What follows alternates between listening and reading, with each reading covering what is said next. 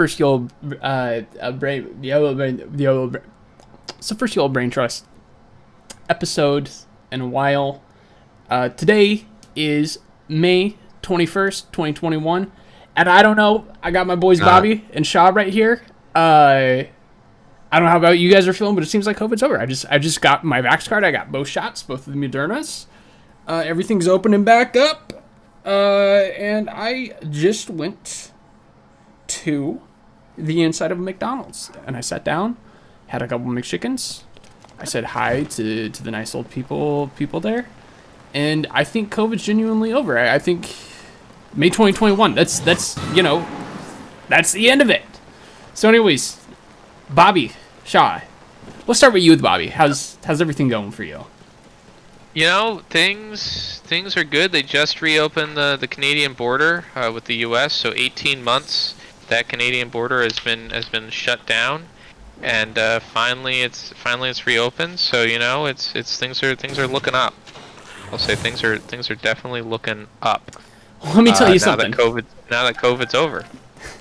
When things are starting to look up, just don't do one thing. Just don't look down. How about you? How about you, Shaw? Vaccines are for sheeple. You didn't. Well, what about your vax card? All right, okay, we're gonna get demonetized here. Whoa, what about your vax card? What are you doing? I don't have one. You don't have a vax card? What about a card? Why does the government need a card on my medical records? Let me tell you something. Well, it's like it's not a record. It's a card. It's a physical card. You take it to the store. You take it. Yeah. When I go on dates, I show it. You just don't have a card. Yeah, who you go on dates with, man? All right, here's a funny actually. I have a funny vax card story. So now that COVID's over, things are reopening. Bars are opening up, and so I went to one of my favorite bars recently, and to get in. Yeah. This guy's audio quality is getting worse on purpose. This guy's playing a gag. And he thinks it's funny. It's not funny. What are you talking about? Alright, keep going, man. So I go to the bar, and the bouncer literally does not want my ID. She just wants my vax card. Whoa. She's like, I don't care if you're 21. I just want to make sure you're vaccinated. You think she was sitting on you? What's that? You think she was sitting on you? No, I think she was the bouncer. But you don't think? Oh, well, I was thinking and here's a surefire move for the young men out there who are looking for some inspiration, looking for some direction. Is they say, "Oh, show me your vax card." I'd say, "Okay." And they said, "Did you get 2 doses?" And I'd cut my left breast. I'd say, "I got 1. First one's Moderna." And I cut my right breast. I'd say, "And I got the 2nd dose of Moderna." And then I'd tell them, I'd turn the question on them. I'd say, you have your vax card? Did you get 2 shots? And what are they going to do? Because you already cupped your breasts to signify that you got both shots of the vaccine. Right? There's only 1 shot, though. No, there's... so you probably took one of the fake ones. I took Moderna. You and only Pfizer. get 1 shot. Well, that means you took J&J, which is not a real vaccine. J&J. Jackson and Gerald. Listen, I know a guy named DeMarco Fleming who went to Russia to specifically get the Sputnik vaccine. Alright? So don't play with this guy's vaccine game. I was telling him he's smoking that hoopla, taking a flight to Moscow to get some Sputnik in him. I mean, but has he gotten sick? I bet he would get sick. I bet that doesn't even count. I bet he's still gonna catch COVID because that's not a serious thing that serious people do. Listen, if you're gonna take the vaccine, you're gonna get forged his vaccination card. Listen, if you're forging a vaccination card is not something you want to do. I've heard people are getting arrested for forging vaccination cards. No, Russian documentation is not applicable in the United States. It's that simple, buddy. That's for sure what I'd say. But listen, to the people out there, if you're gonna get the vax, which you should, because as of May 2021, you know, COVID might seem to be over, but we have to make sure that it stays over. COVID's over, yeah. You know what's over that I am so glad is over? What? The reign of Donald Trump. Thank God he's fucking gone for good. Yeah, buddy, Now dude. it's I May mean, how do you even come back 2021, from you know? January 6th? That's You it's can't come over back for from him. January 6th. It's over for him, dude. Like, he's gonna get, the Supreme Court's gonna arrest him, they're gonna find him guilty of causing an insurrection, and he's done, he's gone. I am worried, I do fear, Ron you know, DeSantis? Biden. Oh, Yeah, Ron DeSantis, I think he's gonna be the next, he probably will be the next president. I mean, he's I'm so scared. charismatic. Really. He's really, you know, I think he's got it. But it's crazy that, I mean, Trump's gone for good. Thank God. We never have to hear the term Donald Trump. We never have to, I'm so happy that we never, for the rest of our lives, have to, hear a thing that says, you know, President Donald Trump, you know, does something. I mean, I don't know, man. Some crazy, I'm trying to think of the dumbest headline that you can think of. That's like President Donald Trump fucking renames Mount Denali Mount McKinley. No, that's yeah. He fucking he something like like that. Like President Trump. Like you don't have to worry about that. He's gone. No more President Trump. I'm gonna make it Mount McKinley again. Something. Don't have to worry about that. Or something else stupid. Something even stupider. Like he calls like fucking. Oh man, Donald Trump. What's next? He's gonna start calling the Gulf of Mexico the Gulf of America. Yeah, exactly. Yeah, something That's- stupid like, oh, it's the Mexico. They're taking our jobs. We're gonna take their Gulf. You know, Gulf of Right. America. Yeah, that'd be fucking. Imagine if he did that. That would be so ridiculous. But here's the good news: is everything's in the green. Everything's in the green. Everything's great. COVID's over. Joe Biden, who's definitely not senile. I mean, look. He went out there. He's you know they passed the whatever that recent bill was, American Rescue Plan, whatever it was. The Build Back Better. Well, he's working on that one right now, and I think he's gonna pass it. I really think he's gonna. I think we're gonna see. We're gonna get a permanent child tax credit. We're gonna see I so think, many great things. I think we're gonna get a bipartisan infrastructure bill going, and that's what's gonna lead to better roads in America. We need more semi-trucks. No, Let me also, tell you, first we of all- need first of more all- semi-trucks. Amtrak Joe is gonna expand Amtrak service. Trains are gonna make a big comeback in the next 4 years here. Trains are gonna be huge. I mean, we have the Secretary of Transportation, Pete Buttigieg, Mayor Pete. wow. I hear It's big still things it's from still you. kind of hard for me to wrap my mind around that. I mean, it's not often that you get the white gay Obama as the Secretary of Transportation. That's a big deal. It's May 2021 right now. Mark my words, in 4 years, May 2025, everybody will be riding high-speed rail in the United States. Like we're gonna have major. I have an insider who works for the senator of what do you call it? The Housing and Urban Development, the Secretary for Housing and Urban Development. His name is DeMarco Fleming. He is the insider for that. Yeah, DeMarco Fleming. He's the insider for all that information, and he let me know that New York City, California, all like states like Texas, they're going to be building so much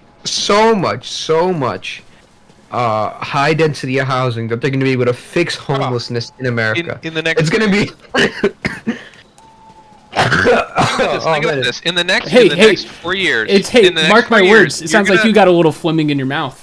In the next 4 years, you're going to be able to take a high-speed train from your brand new high-rise building in like the fucking Palisades in LA, right? You're going to have some beautiful building, a beautiful area, right? They're going to build nice big high-rises in like the Palisades and like, you know, Altadena, like that part of LA. It'll be a beautiful area, beautiful houses. You'll be able to take a high-speed train from there to Las Vegas for like a day and then back. And there'll be like a big, beautiful, you know, high-speed rail station in Las Vegas. I'm excited. In the next 4 years, by May 2025, I would say the Palisades are probably going to be the place to want to live. And imagine it too. I was reading, all my favorite papers, and they've been talking about this. Post? What? The Post? New York Post? Oh, Favorite well, newspaper? well, I mean, they're all right. But I'm more of an FT guy. I got an FT subscription. I like to keep it highbrow. Time Kids? Is that one of your favorite ones? The Time Kids? Yeah, Time Kids. Well, growing up, I had highlights for kids. I don't have Times Kids. But nevertheless, I've been reading all these articles about this thing coming out called AI, and they're talking about how it's going to revolutionize things, and it's going to make everyone so much smarter. It's going to be such a big deal. And I think about it, 2021. Let's think about where things are going to be 4 years from now, 2025. I mean, can you imagine how? Yeah, I don't think AI is going to be that big. I think that's going to be the one thing, because there's always something that you're like, man, I think this is going to be huge. There's a bunch of things that we all think are going to be huge in 4 years, like trains are going to be big, high density housing is going to be big, infrastructure in America, AI, all this sort of stuff. Something isn't going to happen, and I think it's going to be AI, because the other stuff are real problems, right? Like climate change, high density housing, the homeless crisis. Those are real problems that we're going to fix. AI, that's just kind of a pet project. I think that'll go there eventually, but I don't think in the next few years there's going to be a lot of push for AI. I think people it sounds really a little fanciful, doesn't it? It does. I mean, honestly, it's just a bunch of nerds sitting in Palo Alto playing with algorithms all day. It's not going to do it, yeah. And I know, I've heard, I've heard some talks. There's this guy, I think his name is Sam Altman, and he's, he does a lot of AI stuff, but I still think he's like 10 years out from anything substantial. So maybe we'll know the name. You'll know the name Sam Altman, I think it is, but he's gone. Though I will say, speaking of Sam's, there's this new kid on the block. Sam Bankman-Fried. Who I think, Sam Bankman-Fried. I think he's going to be the next big. I think he's going to be the next Elon Musk. I mean, you look at that kid. That's a kid that knows his stuff. That's a kid that really. Oh, that's the FTX guy, right? Yeah, he runs this Bitcoin exchange, and what he is he's an altruistic. He's effective altruist. Billionaires. Yeah, effective altruist. I think that's gonna be big, Yeah, no, I mean, think about it. It's all about. You ever read the book Freakonomics? I've never read it, but my understanding of the book is that it's basically taking funky little correlations, which for the audience, correlation does not necessarily equal causation. All right, hit me with the. That was that out in 2021? I don't think that was 2021. But I'm just showing you this new thing I came up with. Anyways, your kids are gonna love that song. There you go, buddy. But it's basically. I think here's something. Here's my thought. It's 2021. I worry that terrorists are gonna fly an airplane into the World Trade Center. What is this? 1999? I think I don't think we're 2001. A Space Odyssey. All right, I think, folks, we took. I hope you enjoyed the path down memory lane. I had another one. Oh, I had another one, and I forgot what it was. I had another one that I was gonna do. It was something about fucking, like high-speed rail political. It was gonna be like something that did not turn out that way. Isn't it cool how much the future always sucks more than the vision? Oh, that's what it was gonna be. It was gonna be the fucking remote work. I was gonna make a remote work joke. Oh yeah, he's revolutionizing. Remote work is here to stay, guys. I'm excited about this. Well, if I remember correctly, and stop me if I'm if I'm mentioning too many facts about you directly, but I thought you voluntarily decided to start going back to the office. I did. You know. It was the worst mistake you could have made in your life. Yeah, why did you do that? I could have held out for longer, but I was like, you know what? I kind of. It was actually, I didn't mind it. I didn't mind it. It was the right choice. I miss my cubicle. I miss my cubicle. All right, it was. I like my It cubicle. wasn't a cubicle. It was an open office. Second of all, I was able to do a lot more, because nobody was in the office, so I could just, do whatever the fuck I wanted. Yeah, I could like fart freely in the open office concept, but if I had a cubicle, I could just like fart in my cubicle and I'd be okay because I it'd will be in my say- cubicle. I distinctly remember one of the first weeks at my job, and in my cubicle, Yeah. and a guy, this older guy, had just gotten back from vacation, and everyone was coming up to him like, "Oh, hey, just got back from vacation, huh?" He's like, "Yeah, just got back from vacation." And then I walk back past him like halfway through the day. He's just conked out. He's just asleep. And I think about that. And that was that right? When you're, You said that was right when you started at the old, job? bro. That was right when I started. Man. I think when you're that old, you just stop giving a fuck sometimes. You're like, what are they gonna do? Fire You know, me? Okay. speaking Yeah, of pretty much speaking what of it was. jobs, Nobody cared. I wanna tell you guys a funny story that came to my mind, but I'm gonna do this first real quick. You're gonna vape? Speaking of jobs, can we get a shout out to all the people who lost their job recently? Shout out. Yeah, shout out to people on unemployment. That shit's ending soon. 2021. Make sure to get another job. Yeah, Trump bucks is running out. Get back on your Obama phones. No, it is crazy that 2021 we were all like, yeah, Trump's gone, he's gone, no more Trump. I've seen some pretty salient arguments people made from the early Biden era and from 2020 even, saying like, look, the next guy's gonna be feckless, and if the next guy like doesn't promise like big change, you're gonna get Trump too, and it's gonna be like even more serious this time around. And those people, you gotta hand it to them, I think they ended up being right. I think the scary one was the ones that were like, Trump 1 is a proto-fascist, but Trump 2 will be a fascist. Yeah, hey, I heard this guy likes Legend of Zelda or something. Well, you'd be right. This is a podcast that specs in two spec trees. Funny jokes and The Legend of Zelda. But where are these comments coming in from? I need to take a look at these. Twitch. These I have comments on the the- side of my screen. I can see all the comments coming on either platform. And it shows up too if you have the stream open, which you guys should definitely. I do. If you're have gonna it watch, open, yeah, I'm you looking at it right should now. keep the YouTube one open because that one has an algo that actually recommends to people. But speaking of jobs, this thing popped back into my mind today for the first time in like years. When I was in college, I worked in a shoe store. I'm sure I've told you guys that before. Yeah. Big chain Pay shoe less. store. Yeah, something like that. Maybe it was pay more. But Yeah, pay more. I don't know if you guys know this, but there's not like a big difference between like men's shoes and women's shoes. But it's been years, so I might have it wrong. But I think the difference is like it's two sizes. So like in a size 8 in women's is a size 6 in men's, I think, roundabout, give or take. Yeah, that makes sense. One full size. And I think the same is true from kids to women's. I think in fact, the kid scale may be the same as women's shoes.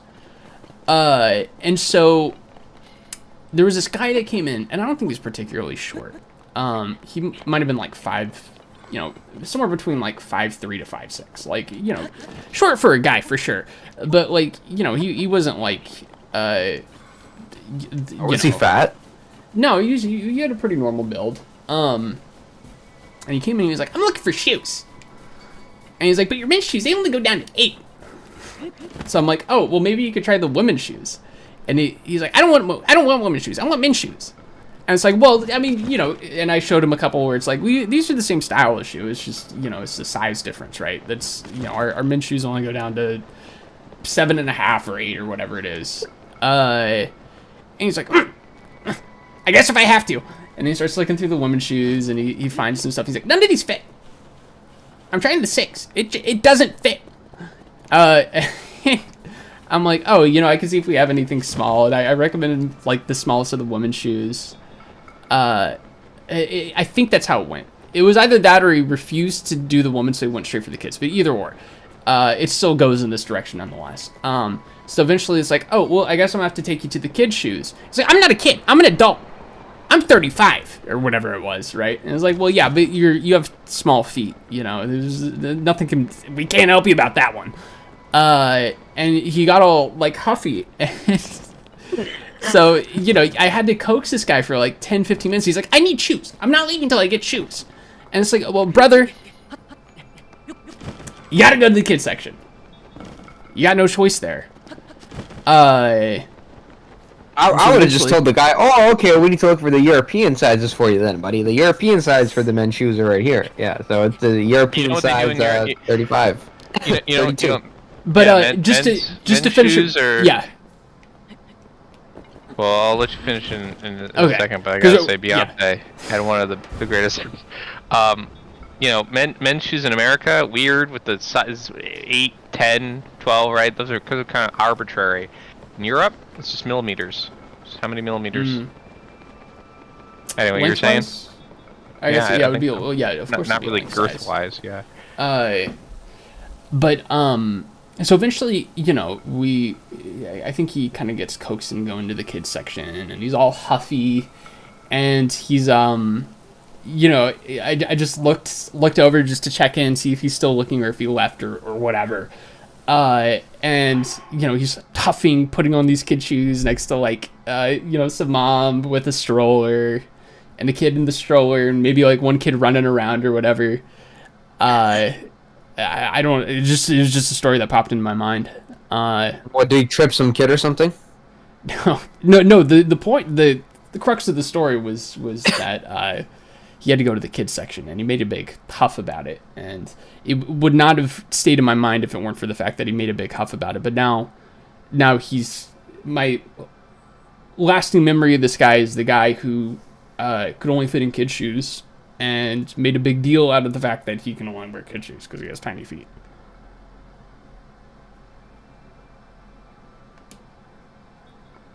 A lot of great stories from. Put it simply. I'm an Amazon.com guy. I'm a Walmart.com guy. I'm not a big eBay.com guy, but I'm a big eBay's kind of lost online its juice a little bit for sure. Yeah. With how much more efficient these big retailers have gotten with their e-commerce, it's like you really can't beat the prices. You can be getting like for Walmart, you can get all their store brand stuff. Yeah. And they'll ship it to your house for the store brand price. I'm like, wow. I mean, that's all I needed at that point, man. I'm like, all right, awesome. Yeah, but well, in one hand, there's a social element to going to brick and mortar stores, but when it comes to shoes specifically, I understand why some people want to go try them on because shoes don't always fit. Like, innate, even in the same brand, for one style might fit with one shoe or 10.5 or whatever, and then like another style, it's like, oh, that doesn't fit right. So I understand that, but if your feet are that tiny and you're that upset about the fact that you have tiny feet, maybe just buy online. Don't make a big show out of the fact that you have tiny feet and kind of like, bring a lot of attention to it. It's actually so easy. It's so simple if you're buying shoes online. Just buy multiple sizes and just return the ones that don't fit. It's that easy. They pay for the return shipping, right? There's a whole video on how that's destroying the environment. Okay. And how people who do that are the reason why some companies are starting to get rid of free returns. They're getting rid of free returns? I didn't know that. I think it also sounds a little. I don't want to make return labels to return all the sizes that don't fit. It's too much work. I just wanted to fit the first time. So what's the opposite? You go to a store, spend 20 minutes commuting there, 20 minutes commuting back in your car using gasoline. You could just use the whatever it is, the shipping trucks. The shipping trucks are filled with hundreds and thousands of packages. You know that's more efficient actually in the long run. mean, I think your data is just skewed. Are you calling me a beta? Not as efficient. I'm asking you a question. Are you I calling me a think beta? I think returning. I think the most efficient way is to just know what shoe size you are and just order the right size of shoes the first time. Yeah, and then what happens if there's a manufacturer defect or the shoe is a little bit too wide? Well, And even though everything was different. I mean, supposed to work, that's yeah, but that's what you're saying. You're saying, well, in theory, you should just know the exact shoe size you're. Well, then That's what why am I gonna? I'm I'm gonna. European sizes. Yeah. So I mean, it's real simple, dude. If I'm gonna be doing internet search queries on what size of my foot is, and you have to relegate it between brands and this and that nonsense, you're gonna be using a lot of the internet data. You're gonna be transferring a lot of packets over coax cables underneath the ocean. So it's so simple. Just get the shoe. If it fits, keep it. If it doesn't, return it. You know Best what OJ's case lawyer scenario said? is The glove fits, wear it. And if the shoe fits, wear it. no OJ's. Yeah, OJ did not say that. By the way, I put a pin in that. I keep going with what you're saying, but I want to return to that. It wasn't his lawyer's name, like it is, Donald Cochran. that sort of stuff, like especially now that social media is a big thing, is like people showing off these like hacks of like, oh, you can game the system if you basically take advantage of this policy, and it's like, well, the policy, there is a loophole in the policy. There's an obvious loophole in the policy, and it's like, fine, take advantage of it. And I'm sure that the company knows that some people are going to take advantage of that policy, but they have it priced in that only a certain amount of people are going to take advantage of that policy.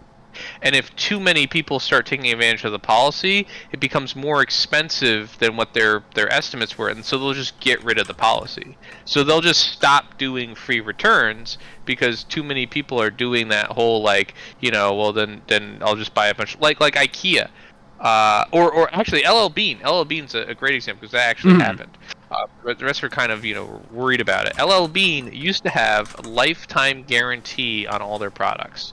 If they had I bought a bunch of clothes for Christmas. Yeah, if you had a defect in their Bean boots and it was like 50 years old, you could go back and you could get new Bean boots. Right, and for a while, most people they would wear through their Bean boots and however long, and they would just buy new boots. Most people didn't really take advantage of the lifetime guarantee unless like it was actually an issue, and they like had them for like a month and they fell apart. But that was the whole thing, was they were back in their quality. Then of course, part of this is they did decrease some of their quality of the boots, so the boots were kind of more fragile and they'd fall apart more. So more people were starting to use the lifetime guarantee. But what a lot of people were doing were they would, get these boots, put them through the ringer, really trash the boots, and like 50 years later, like however many years later, go back and be like, well, I want new boots, and they're like just trashed, and it's like, and they just do that forever, and they'd always have free, basically lifetime free boots. And so LL Bean was ending, and more people started to do that because they were like, that was like the thing, is like people would share that tip, like, oh, here's a tip, you can do this. As more and more people did that, LL Bean recently, in the past couple of years, said we're getting rid of our lifetime guarantee. It's going to be a year guarantee of 1 year, and then if they're bad after a year, then you're SOL. And so they got rid of that policy because people were abusing the policy. And so a lot more people are going to start doing that. Like self-checkout's another thing. A lot of grocery stores, they're starting to get rid of self-checkouts because people are stealing too much. Good. Hey, that's job security for some people. Yeah, but at the same time, self-checkout saves me so much time, What? But one of the things I hate, and I'm not blameless in this, but there's a grocery store that had this very, in the Netherlands, they've been doing this for years, but it was they had an app. It was basically, I think it was called it was like Scan and Go. I don't know if it was literally Scan and Go. I know it's a trademarked name, but it was something similar to that if you're used to Scan and Go, where you download their store app and you could scan all the items on your cell phone, and it would keep a running tally. It would basically keep your cart, and then when you got to the self-checkout line, you would scan a QR code on the self-checkout, and it would send the data from your app, all of that cart, to the self-checkout, and you could pay on the self-checkout terminal, and you wouldn't have to do, and like you're basically scanning and going as you're picking up groceries. And so it was great because you could scan items, put them in the bag, and I could bag it like as I was getting the items, and then it would take me, like the checkout would take me 2 seconds because I'd walk up to the self-checkout terminal, beep the thing, and do it. And as more and more people were doing that, the whole process became quicker because you were not waiting. It was like, you know, waiting in line for the urinal as opposed to waiting in line behind a bunch of poopers. You know, it was like as more and more people are doing the really quick scan and go thing, you know, everybody's taking less time at these terminals. So Oh my god! Did you you get the scan and go? That's my Dutch impression. Gotcha. So the store this was during COVID, Gotcha. and it was great during COVID because also, you know, everyone was scared to like look at each other, you know, and touch things. Right. But they got rid of it because they were expecting, like, within a couple quarters, they expected the one quarter to be like a 6% theft rate, and it ended up being an 11% theft rate, so almost twice as high as they were anticipating. And so they're like, well, we got to get rid of it. Too many people are stealing shit, and they're stealing like high quality. We can't trust anybody. You know, everybody's stealing shit with this app. Because they weren't checking bags. I've known there were other stores that like they would check your bags and like check your receipt to make sure you aren't stealing stuff. And so this grocery store is very like honor policy, and so they got rid of it. And they have never said that they're not. They never said we're done. We're never bringing it back. And it really sucked because it was the greatest. It was the greatest way to do grocery shopping. It was so nice. Yeah, no, I've heard so fucking nice. George Harrison actually wrote a song about it, about Scan and Go. You ever heard it? Yeah, it was. No, what's George Harrison's song? It's called "Isn't It a Pity." Yeah. He said, "Ma, Can we get some more? Can we get some more soundboard in there? I really, if I must say, no, Rango." Okay, here we go. My name's George Harrison, and I'm being mocked. This isn't working. I hate being bullied. I don't like it. All right, I might have to step away for a quick second. And just do a moment here. Yeah. I mean, yeah. Thanks, man. At the end of the day, dude, when I have to take time out of my day to go to a store, a brick and mortar store, I want that brick and mortar service. Now, if I want, you know what I mean? Like, because back in the day, if you think about it, I'm paying them for stuff that they paid less for, and now I have to make sure that their quantities add up too. Wait, No, what are you saying about the quantity? I think I missed. Because at the end of the day, right, the whole point of sale system and this system, it's all data analytics. It's just them seeing what you're getting and how much you're going. You go to a mom and pop shop, right? You throw down your candy bar. They give you a price off the top of their head. They don't need to stick it in a register. They're like $2. They just yell that at you. $2. Yeah. Yeah, and you're just like, and you give them the $2 and you call it a day. Now we're so stuck in this data-driven analytic society, and people have forgotten, they've forgotten common sense. They're too busy looking at all the minute details and the numbers to forget who people really are. And this is what I mean when I talk about these computer science and math people. They don't understand how to interact with other individuals of the human race. They're too stuck crunching numbers and thinking about how a CPU allocates resources for a process to think about, hey, maybe this guy's off the loony bin, and I shouldn't sit next to him on the train with a knife in his hand. You know what I mean? I mean, we're losing our wits here. So, hey, we really are losing our wits here. Check this one out. CPU, more like, be careful who you sit next to. That's a tip for all the STEM nerds out there. And these are the same people that start going crazy about the difference between a megabit and a megabyte. I mean, in the grand scheme of things, to a normal, everyday blue-collar, white-collar individual, they're not going to know the difference between a coaxial cable and an RJ45. So, I mean, when we're talking a topological sort, and now we're talking about a depth-first search, these two things just forget about it, man. Well, I need you guys to take the reins for about three minutes or so here. I'll be right back. Chad, do you think he's pooping? Can we get bets on if he's pooping? Chat, is he taking a poop? Or is he smoking? Is he going off to smoke a cigarette? Honestly, it's probably the podcast blues. So he's probably like really nervous. So he's probably about to pee his pants or something. That's probably what happened. 3 minutes to piss though. That's pretty long. No, you ever been in college and you're taking a test, like a final exam, and you gotta go to the bathroom, but then like professors instantly think if you have to go to the bathroom during an exam, you're like leaving cheat. So I don't go to the bathroom though.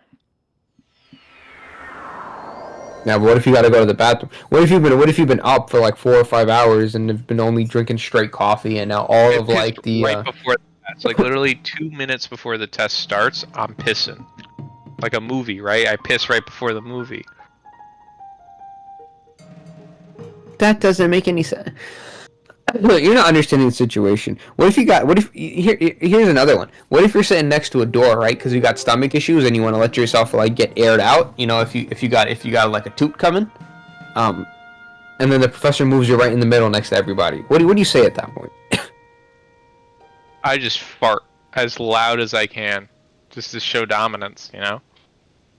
You wouldn't do that. You're a softie. You know, no, you would never do that. No, sometimes I do fart in front of people. A little silent but deadly, and then I smell it, and I just kind of give a face like, oh god. Like, oops. Like, what are you gonna do? That's disgusting. I know, it's very sad. It's just a sad thing. You know, sometimes we have our moments that we're just, you know, people are human, alright? And we just have sad moments. Like when a guy with one arm drops something. That's a sad moment. Why? You could just pick it back up. Yeah, but it's like awkward. Alright. What's awkward about it? A guy in a wheelchair, like with one arm, drops something, and it's like out of reach, and he's got to like bend over. Yeah, but if they've been doing it their entire lives, like I'm good friends with. It looks sad. It's sad, you know. Just generally, things are sad. Some things are sad, like when a puppy, you know, cries. Well, a puppy grow up. What? Tell the puppy to grow up. Tell the puppy to grow up. That's it. That's your reaction to a puppy crying. Grow up. Have you ever cried? Yeah. Yeah. Grow up. I did. Oh. You still cry? That's a dumb question. That's asking, have you ever cried? Yes. Like, have you ever drank beer in your life? Oh, you're an alcoholic. Grow up. Stop drinking. It's like, what? Like yeah, that's what Allah would say. You know, I've seen things in prison that I don't even want to share with people, because I know that thing is so burdensome and so horrible and grotesque and horrible that even sharing it would take would put mental anguish on somebody else. Yo, there are things I'll never share. When I was in prison, I saw a guy jerking off in the shower, and he jerked off so hard. When he came, he had to do it again. And guess what? Because he was in the water, the semen turned to little globules, stuck to everything. We couldn't use that shower for a week. Yeah, we're gonna have to trash this whole podcast. You know, I'm going right in the recycle bin. It's gonna be a "you had to be there" moment. I feel like I'm gonna choke. You ever seen a guy deadlift 400 pounds? No, sorry, deadlift 800 pounds and they say it's for the poor people of the world? This is something you saw like in person, or is this like a video? No, I saw a video of a guy doing it. Oh, no, there was this crazy workout video I saw the other day that was going around on Twitter, but I don't think I saw that one. I might see if I can find it here. We should really do some reacts, going forward. If you guys have any clips or whatever, and we could react. We could become react podcasters. Yeah. Do you have any children? Me? Yep.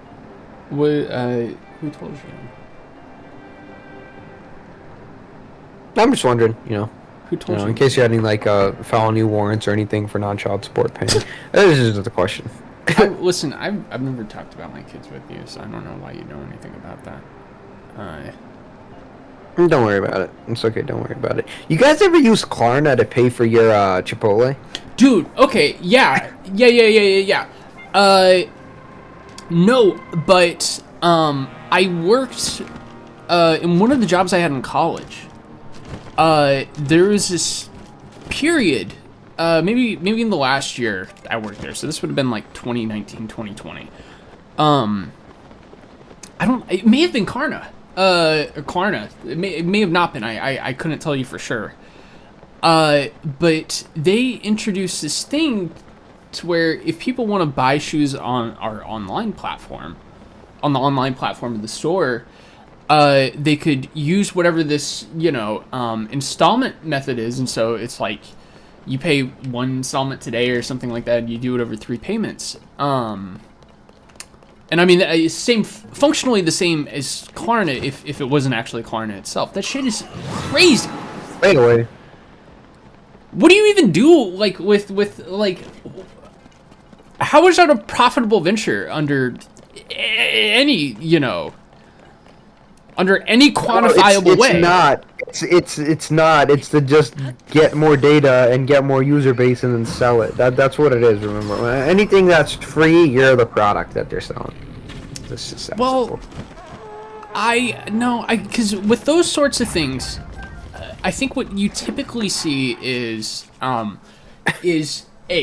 hoping people can't make the payments, and so then you can charge them like an exorbitant interest rate. But B, and you know what? I think that actually may be an FT article. Maybe we could read through that on the podcast here, and kind of talk about it as we go. But B is packaging assets that aren't that good, in such a manner to where you can kind of hide I'm blanking on the word. I know the word. I'm blanking on it.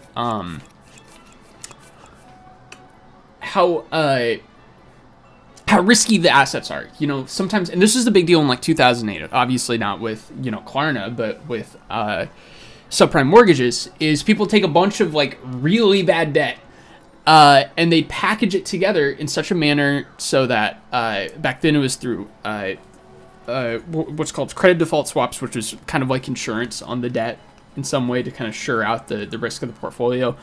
But you do it in such a manner to where you can get it to a rating agency or something, and as it's part of a broader package. I don't really deal with it in practice. I don't know if that'd be through an ETF or portfolio, or however you do it. And you're able to hide the risk, and so basically you sell off that debt, right? So it doesn't matter if someone makes the payments or not, because that debt's been sold off to someone else who, in a lot of cases. Now, I don't know if Klarna's doing this, but in a lot of cases, someone would then go buy that debt thinking that it's like they have the opportunity to make a ton of money. And yeah, if they don't, things, you lose your home. Dude. No, well, I mean, the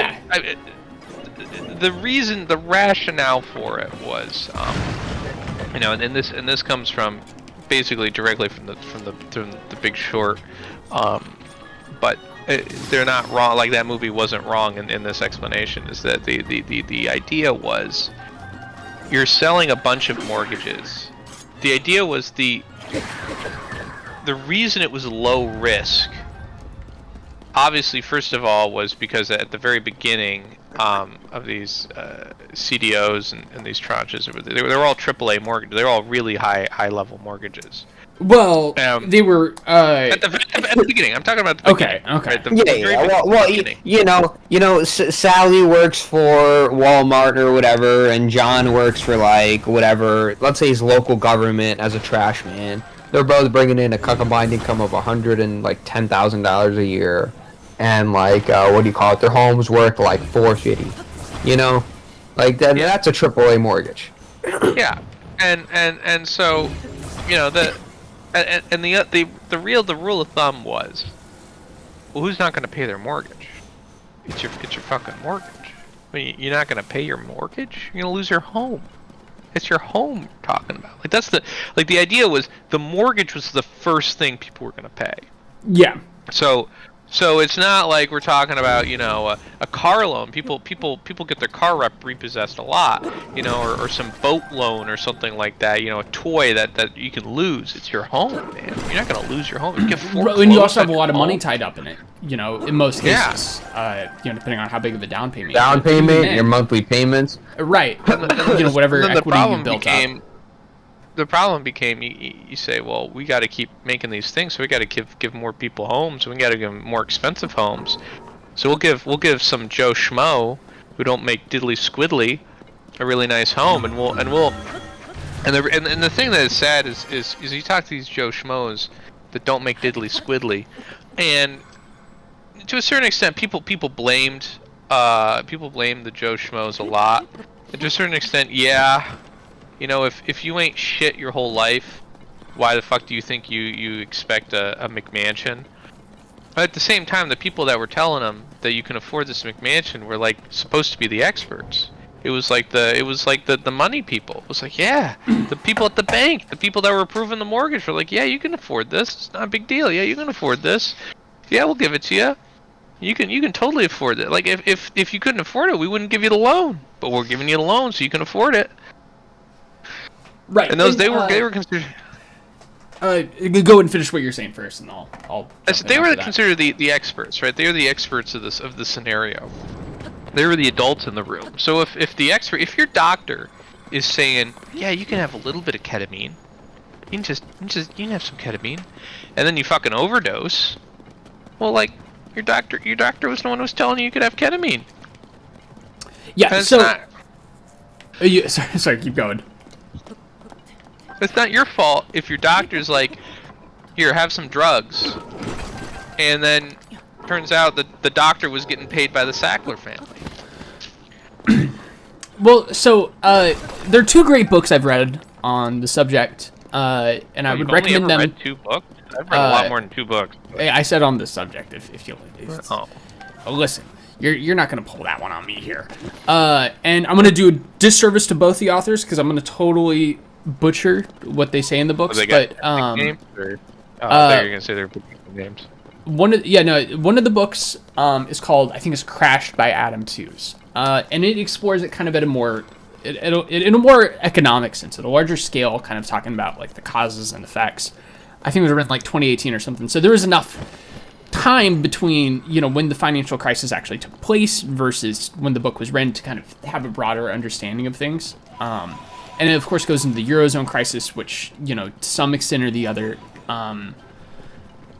was related to the housing crisis. The other one is All the Devils Are Here by Bethany McLean. I think it came out in 2010 or something like that. So it was very shortly after the financial crisis happened. And so if anyone wants to learn about the 2008 financial crisis, I would definitely recommend those 2 books. I think they're good at covering it from both angles, and she's, I think, more of like a finance journalist, so I think she's better at kind of looking at specific things and kind of breaking those down. But yeah, a couple problems you have was first of all, stated income mortgages, and so I don't know exactly how they did it. If they just went to people and people just provided whatever income. And then they stopped and they said, okay, this is your income, and we're going to use this to determine your ability to repay the loan. But I understand that was that was to some extent or the others, you know, a lot of people kind of, you know, were proof for ones that maybe they wouldn't have if there was actual verification of their income, you know, proper vetting.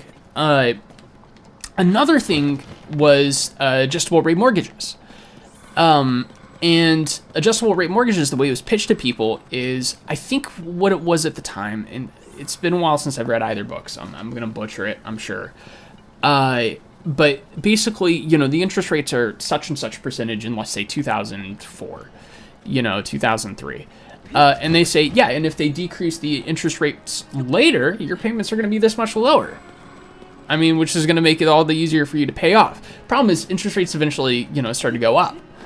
And so you have stuff like that. There was, and I forget exactly, oh gosh, I wish I remembered exactly how it happened. But for a long time, I think Fannie Mae and Freddie Mac had a massive stranglehold on the mortgage market. They're called, what's called a GSE, government-sponsored enterprise. And so I think they were, you know, backed by, I think, and I could be wrong here, the full faith and credit of the U.S. And so, you know, and I think they required, you know, such and such percentage of the cost of the home to be made in the down payment, you know, so on. There were so many things in there to make these, like, very sturdy assets. And I think, if I remember correctly, I think what happened was sometime around that period, they started, you know, I think for the GSEs, but there were also a couple private lenders that started to get big around the time. I think Countrywide's the big one that you're always going to hear about in this context with the crisis. But basically, it was easier for people to you know, get these mortgage loans. There was a big push in the 2000s. I think Bush did this thing of, like, and let's see if I can find it.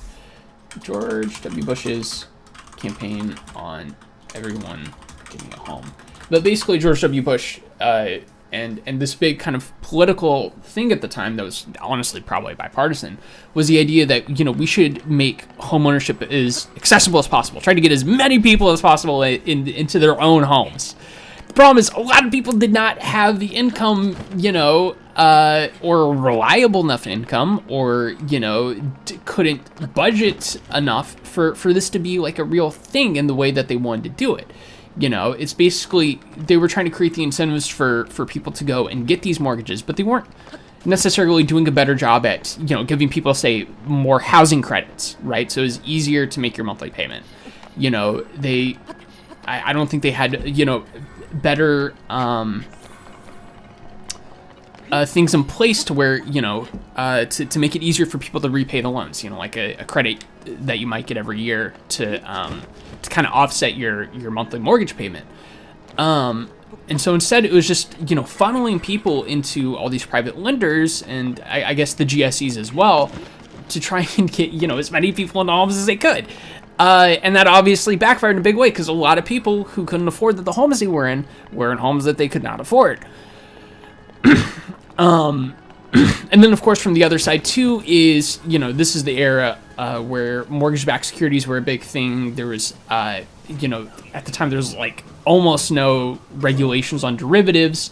And so it was this new market that, in my eyes, is basically just gambling, where people would turn everything into a financial product. You turn a financial product into a different financial product.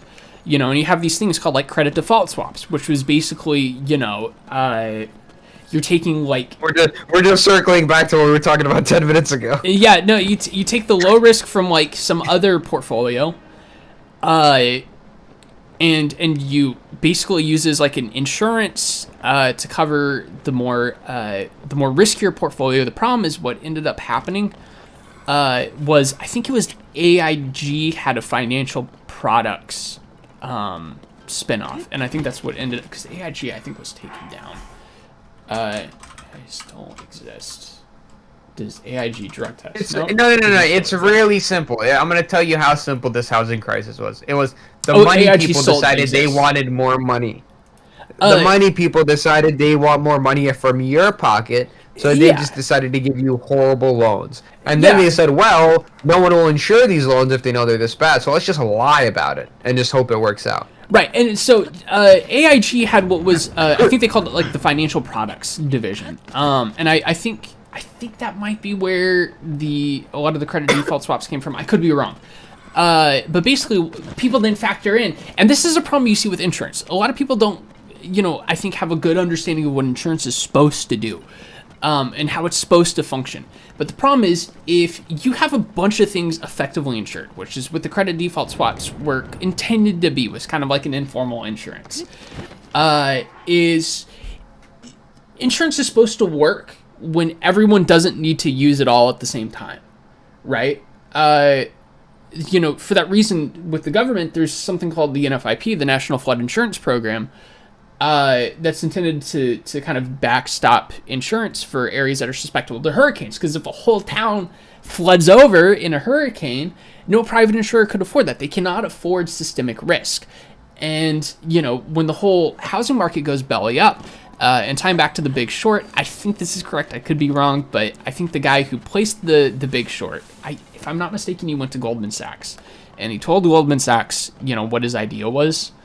And they had a bunch of positions. And so they basically pulled out of those positions. I think they pulled out of those positions, which kind of precipitated this thing. And then, of course, you had the short. And so Goldman Sachs, I think, and the Big Short guy, if I'm not mistaken, kind of played their role in kind of nudging this crisis on. And I mean, maybe that's covered in the movie. Do you know what I'm talking about, Bobby? Does that sound familiar? I don't really know if they nudged it on, but... Well, because I think he went to a couple different... Crazy. Well, a lot of people thought he was crazy, but Goldman Sachs took on the short. They provide him with the capital he needed. And I think Goldman Sachs also, had some other positions with one of the big banks or something like that. I forget. Maybe Bear Stearns. I can't remember. And they basically pulled out of that, which created which helped kind of push things over the edge. And things were already going bad at that point, but that was enough to... Let's have a Lehman Brothers risk management team hat. You have a Lehman... Did you say you have one?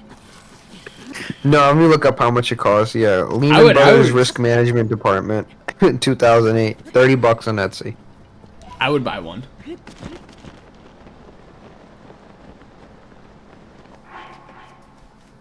$30 on Etsy. I could probably find this on Temu for $5.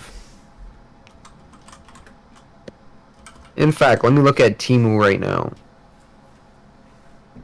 Oh, but the tariffs, your Temu is no longer $3. Everything's gonna be $80 on Temu. Oh yeah, so it was an FT article. So let's see here. I think it's probably paywalled, so I think I can read it. But I can't show it. So, Klarna's losses widen after more consumers fail to repay loans. Buy now, pay later groups' weaker results come as concerns about the financial health of U.S. consumers. Klarna's net loss more than doubled in the first quarter as more customers fail to repay loans from the Swedish... It's your first problem. From the Swedish buy now, pay later lender, as concerns rose about the financial health of U.S. consumers. Oh gosh, I fucked this up. Hold on. Give me 1 second here. The fintech, which offers interest-free consumer loans to allow customers to make resale purchases on Monday, reported a loss of $99 million for the 3 months to March, up from $47 million lost a year earlier. Let's see here. The company which makes money by charging fees to merchants. Okay, here we go. The company which makes money by charging fees to merchants and to consumers who fail to repay on time. Okay, so I'm guessing they charge merchants to, I guess, to support them.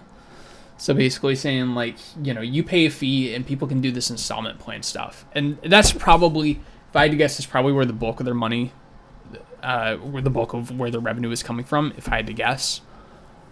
It's the merchant fees, yeah. I mean, Visa, MasterCard, at the end of the day, they all just, like, fucking merchant crap the hell out of it. Oh my god. Okay, so So yeah, I think that's what it is. And to consumers who fail to repay on time, so it makes its money from charging fees to merchants and to consumers who fail to repay on time. Said its customer credit losses had risen to 136 million, which was a 17% year-on-year increase. I mean, think about that. That's 136 million of people who are failing to make the installment on their burrito bowl. Yeah. That's fucking crazy. I'm just gonna kind of skim through, so I'm not just reading everything. It's not gonna pay for their burrito bowl. It's their fucking food. You're not gonna pay for your food. Well, but the joke is that people are using these installment plans to pay for stuff like that. Which is a great sign for the health of the economy. I was using the joke for the, you're not going to pay your mortgage? Oh, right. The increased failure to repay comes from the back of gloomy economic sentiment in the U.S., where a closely watched measure of consumers' confidence fell last week to its second lowest level on record. U.S. President Donald Trump's trade wars driven expectations of higher inflation.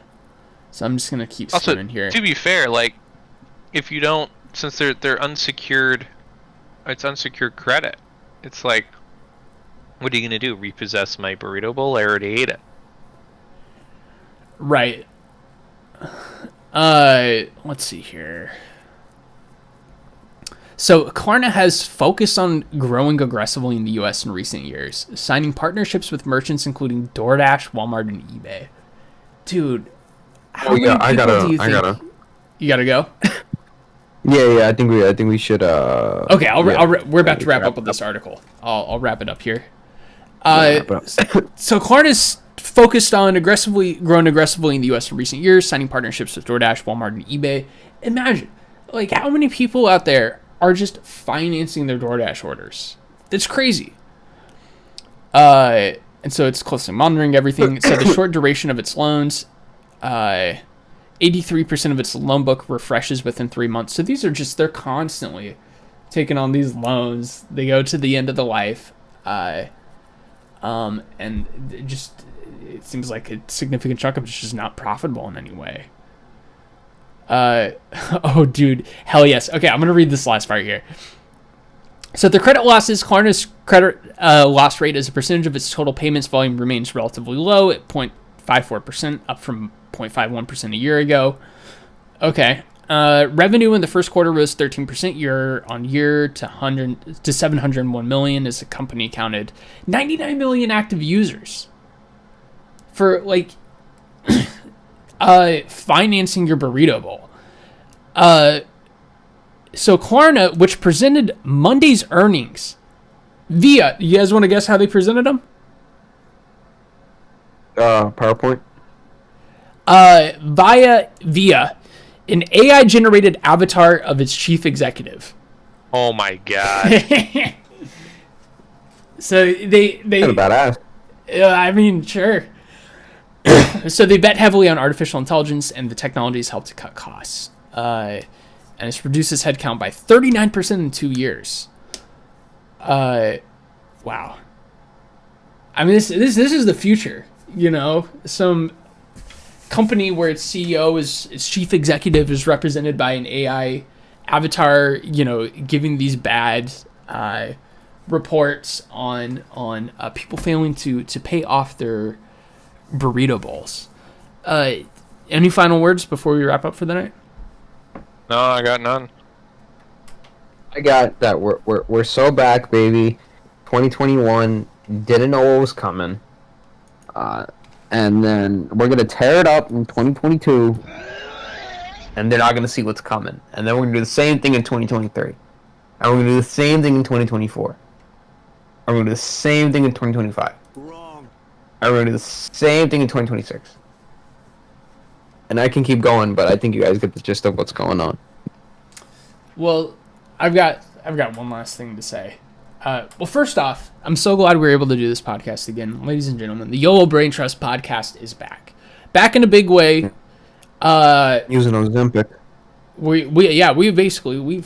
like the 2023 Yolo Braintrust on Ozempic. We are new, we are rejuvenated, and you better subscribe. You better watch our videos. You better watch the streams, because you ain't The seen same nothing me. yet. I'm just on Ozempic now. Yeah. And I would like to, if it's all right with everyone, I'd like to end it all in one final message. Everything's computer. Yeah. Go for it. That's beautiful. Wow.